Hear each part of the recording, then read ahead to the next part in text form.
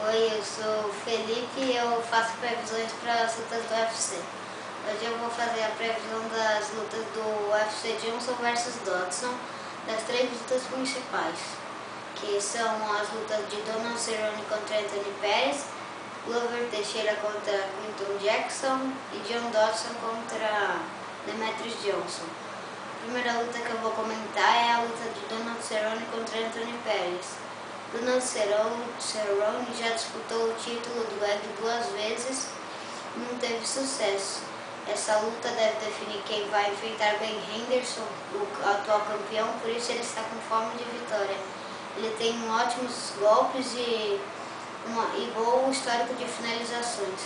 Seu oponente, Anthony Perez, é um faixa preta em Taekwondo que tem a sua principal característica as grandes chutes.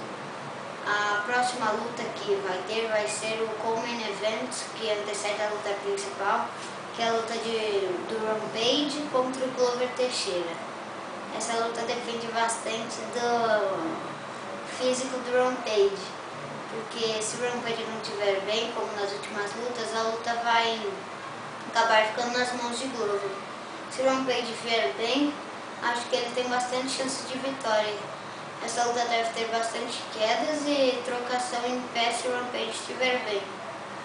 O Rampage, se não estiver bem, acho que pode acabar levando a luta para decisão. Acho que se o Rampage estiver bem mesmo, ele vai acabar conseguindo um nocaute no primeiro ou no segundo round.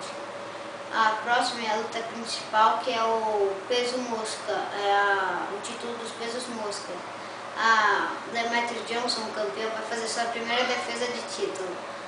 Ele vai enfrentar John Dodson, campeão da 12ª temporada do TUF. John Dodson tem mãos muito pesadas e socos bem rápidos para a divisão.